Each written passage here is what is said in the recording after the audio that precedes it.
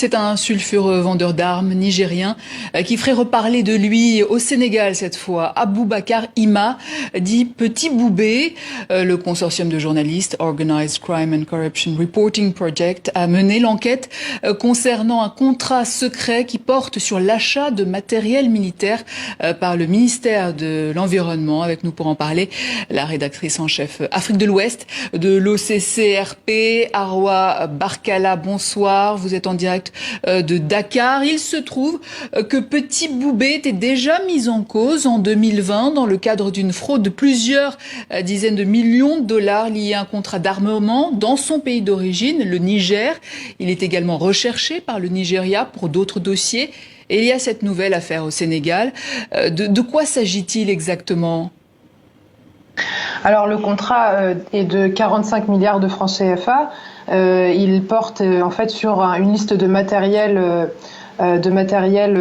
plus ou moins militaire en tout cas. Et il y a aussi des armes qui sont citées, notamment des fusils d'assaut et des semi-automatiques. Il y en a 3000, donc 1500 semi-automatiques et 1500 fusils d'assaut.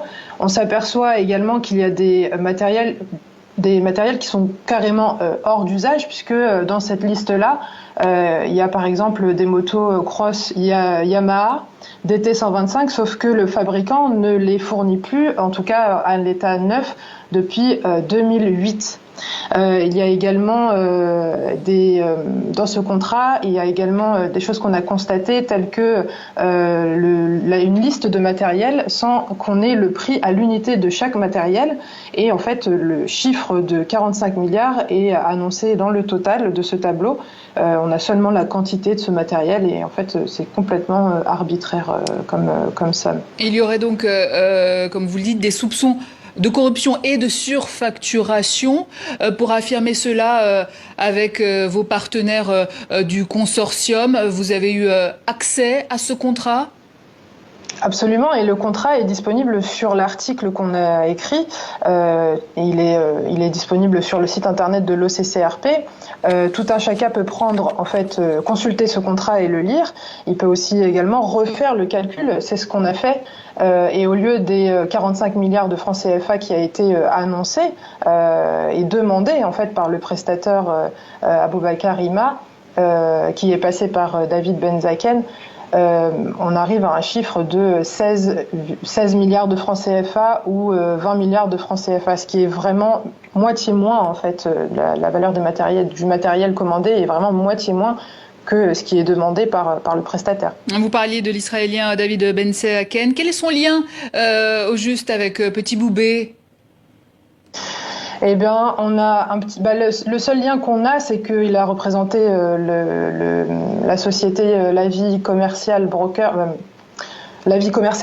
oui c'est ça, et qui est répertoriée en fait au Sénégal. Et quand on regarde dans le registre du commerce, en fait, le gérant de cette société, c'est Aboubacar Ima. Or, la signature de David Benzaken est affichée sur ce contrat. Donc, c'est le lien qu'ils ont entre les deux. Ceci étant, David Benzaken n'a pas souhaité répondre à nos questions.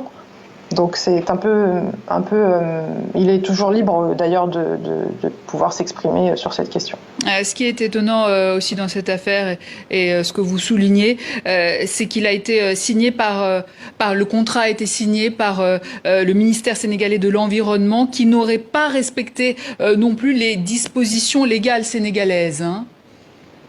Alors si, justement, tout a été fait dans les règles, puisque le contrat est classé secret défense, ce qui permet en fait de passer cette commande hors les clous des codes d'appel d'offres de marché public.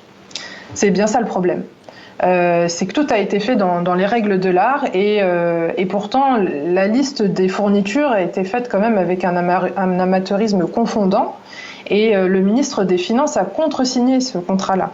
Sauf qu'à 45 milliards de francs CFA, en fait, les experts qu'on a interrogés se demandent est-ce que Macky Sall lui-même n'aurait pas dû être au courant de ce genre de transactions. Et tout l'enjeu pour vous était de savoir pourquoi l'État sénégalais aurait traité avec une personne comme Petit Boubé avec un si lourd passif.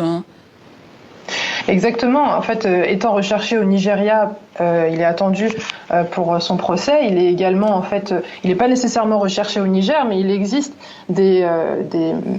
en fait des lois au sein même de la CEDEAO de coopération judiciaire qui permettent, par exemple, au Sénégal de stopper Aboubacar Ima et de prévenir le Nigeria en fait que ce monsieur est entré dans le territoire du Sénégal. Or, ça n'a pas été fait.